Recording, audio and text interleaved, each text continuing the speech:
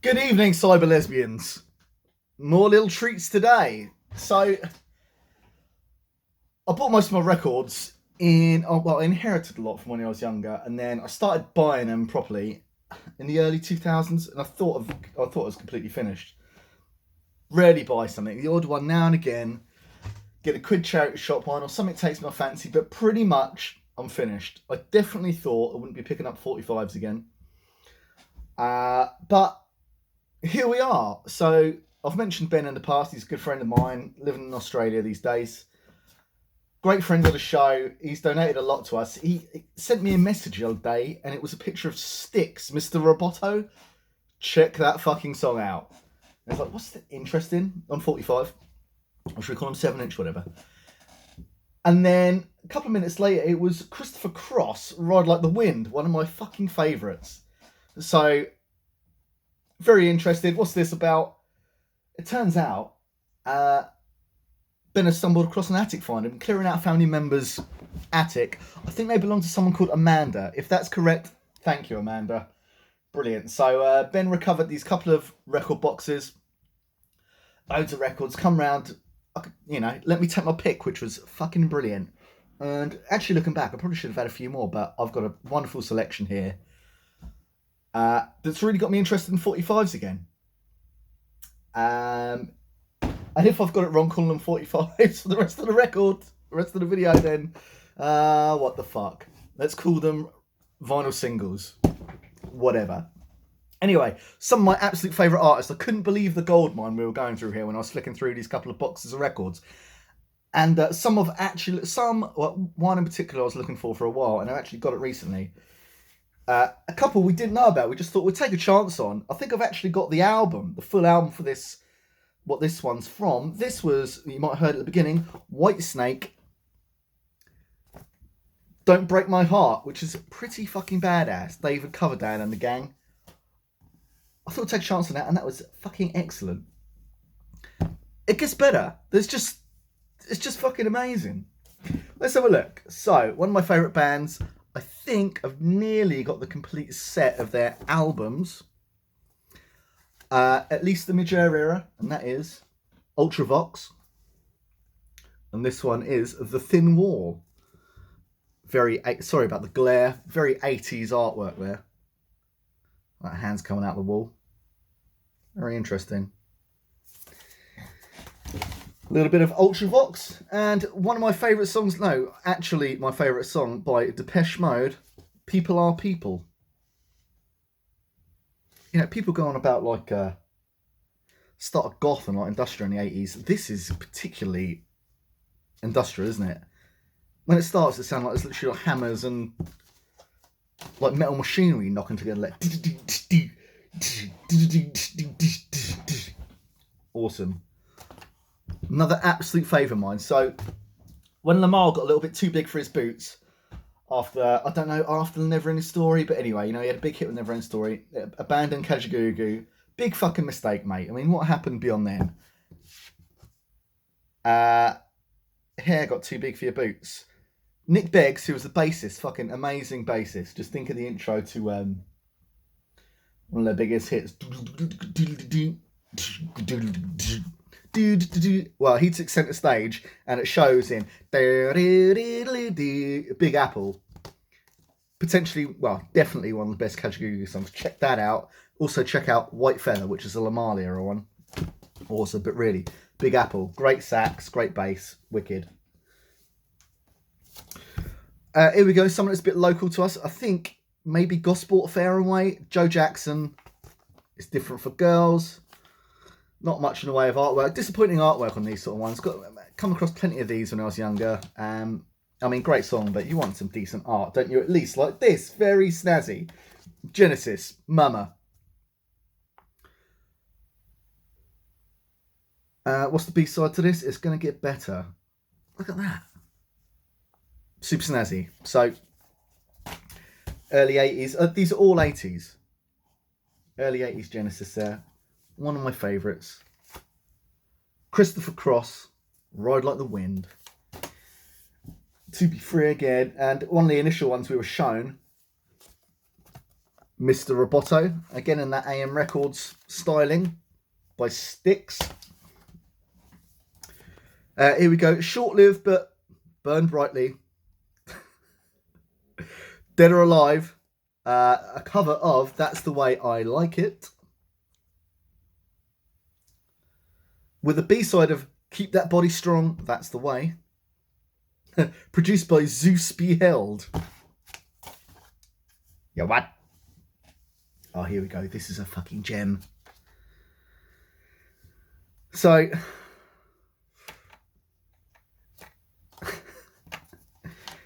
you start enjoying this when you when you get to my age. I always thought Paul Young was fucking. It's just too soft, man. I never dug it. Especially like wherever I lay my hat, etc. It's just. But as you get older, the softening takes hold. Here he is, in his splendour, and this one is "I'm Gonna Tear Your Playhouse Down," Paul Young. And fantastically, you ever seen a cover like this?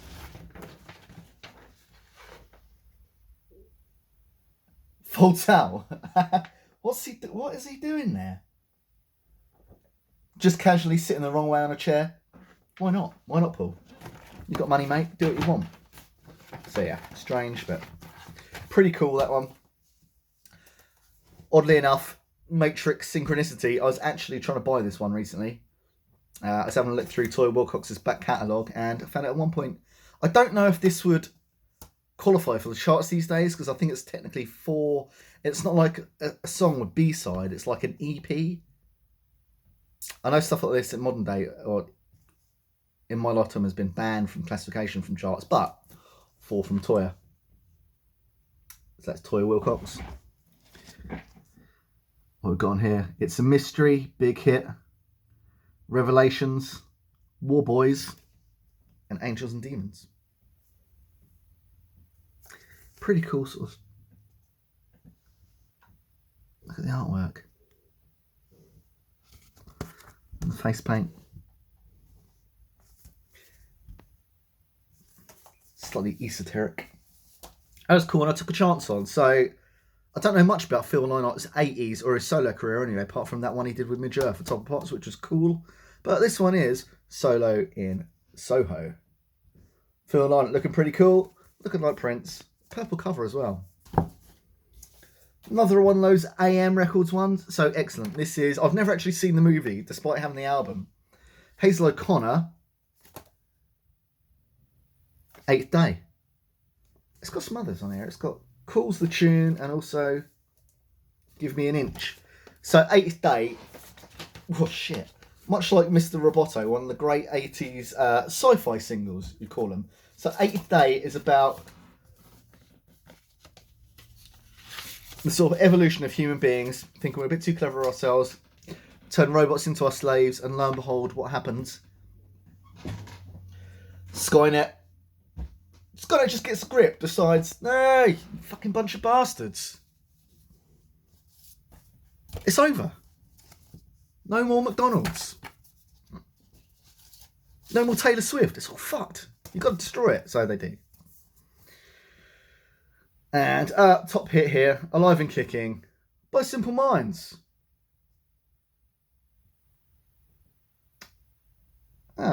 Photography by Anton Corbin. Interesting, on the back, that's from the Philadelphia Stadium from Live Aid. I definitely know, because I've watched Live Aid so many times, and that's, you can't see shit, can you, because the lighting's horrendous. That's from Live Aid, but not a live version on there. Interesting. Isla White's Best. Yeah? Love 42, There's Just Something About You, baby. Oh, one of my favourite bands. So I believe at its point, this was maybe the biggest selling single, the highest charting single to have no percussion. Maybe the biggest seller. So that was Ghosts by Japan from the album Tin Drum, which I recommend to everybody. It's got Art of Parties on the B-side. Shame they finished quickly, Japan, but one of my favourite bands. Check out their sort of final 3 albums. Amazing. Oh, here we go. Great artwork. These guys have got to be like German or something, surely. A lot of good German bands around. Like, check out. Is it Jewel who did Propaganda? Excellent.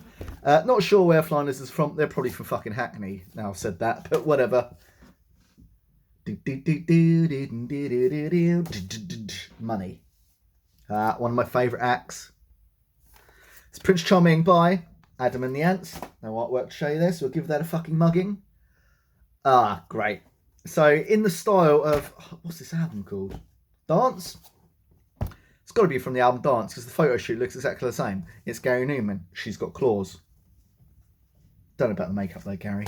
Get a grip, mate. And I thought I didn't know it because it was called Another World, but this is in fact the fantastic synth pop Stepping Out by Joe Jackson. Fucking brilliant. And this one is a dream, I tell ya. So I think one of my friends actually gave me the artwork to this in a 12-inch, but it didn't contain disc. This one does. It's slightly shrunken down. So they must have released it on 12-inch and 7, I guess. It is Slave to the Rhythm by the incredible Grace Jones. Imagine meeting Grace Jones. Imagine being at a party in the 80s. It's just fucking... If I see her on TV, I'll start to get anxious. She's just one of those people that's just too damn fucking loud. Imagine how annoying she'd be in public. I mean, you know, great records. One of the only artists that does reggae records that I can stand. You know, never been a big fan of reggae, so whatever. Can stand Grace's. Imagine being around her though. Jesus Christ. She's like sticking chair legs up her arse at Studio 54 and whatnot. You're like, fucking chill out, Grace. Just try to have a shant. Here we go. This must be one of the last singles off of Vienna. It's All Stood Still. Another science fiction one about the machines basically breaking down and that's be at the end of life. Ultravox. All Stood Still. Check it out. You don't really get popular sci-fi hits now, do you? It's all from the front to the back. Fucking shit. You got the... whatever. Here we go. Not actually familiar with the song, despite being a fan of the band. Seen them live. Skin Deep by the Stranglers. Have to give that one a go. Not too familiar. And this one, I just like the name. I've seen the name banded around before. Don't know any of their stuff. Classic Nouveau. It's a dream. That was a dream until I fucking dropped it. Cool. One of my favourite bands. Again, I mean, a lot of these bands are going to be some of my favourites. Got the album over there. This is ABC. Poison Arrow. No art. Phonogram. Presented by Phonogram. One of the greatest bands of the 80s. Check out the other albums. Beauty Stab and How to Be a Zillionaire. Awesome. Bit of fucking rock here. Judas Priest. Living After Midnight. Gotta have that, man. Fuck me. Awesome. And I've been obsessed with Tears of Fears this year. So couldn't pass this up. Roland's local to here as well, if you didn't know. He's from the south somewhere, like Lee Park or some shit. Roland and Kurt, Tears of Fears, Shout. Right, let's get a bit of fucking zip. The Jacksons. I had to pick this, didn't we? The Jacksons. Can you feel it? So, I was thinking about this the other day. Strange that Michael Jackson didn't do a tour for Thriller, right? Still to this day, I believe the biggest selling album of all time, but no tour. He was still doing albums that I think the Jacksons continued well into the early 80s with. They had like albums like Victory and I can't even remember. Victory, I don't know, something. They're all similar. Oh, Triumph. Still doing hits, and I believe that actually Jackson went on tour with the Jacksons during Thriller, because I'm sure that he does some solo songs in that. What a shame, but there you go. They were still producing good songs. Can you feel it? Great video. This one took me by complete blindside. Did you know that Kate Bush had a Christmas record? I mean, every year of your life, you hear all of the Christmas songs. There's a Christmas countdown on Channel 4. Have you ever heard of Kate Bush, December Will Be Magic Again? I'm not going to say I'm a Kate Bush expert, but you think you'd know? Strange. Very strange. So this one looked pretty cool. What's going on here? Let's have a look at this mystery together. Weird. Is this 2 bands? So we've got one here called, I didn't check this out properly, so The Doll, Desire Me, looking pretty snazzy in that print there, but also on the back it says TV Addict, and this is a gatefold. Maybe those are the other band members. Look at this. Gatefold 7-inch with 2 discs. Interesting. Let's have a look. So it's a free, this is a promotional record. Free record not for sale. So Desire Me by The Doll, extended version, and TV Addict by The Doll. How interesting. Fascinating. Here you go. Let's face it. Mark Allman's a fucking dick, isn't he? But some okay soft sales records. This one is Where the Heart Is. Not really sure what's going on there, young boy. I know. This one was interesting. So, listen to a lot of 80s playlists on Spotify, and they've been chucking up these guys quite a lot lately. Pretty heavy, along the lines of a bit more rocky, like maybe like Bauhaus and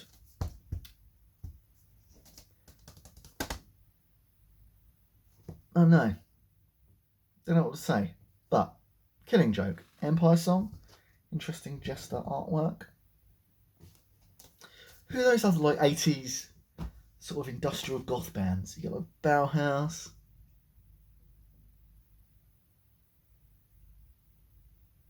Not Blue Oyster Cult, I can't think. Middle age is setting in. So a few more to go. Here he is. Best thing apart from the soft sale records Mark Allman did was stand next to the great Gene Pitney. Had to get Tainted Love, didn't we? Of course he did. Seen this guy live. First 2 albums fucking superb. I love this sort of shit. It's like sci-fi wilderness. Nick Kershaw, The Riddle. And here we go, Adamant, classic, Kings of the Wild Frontier.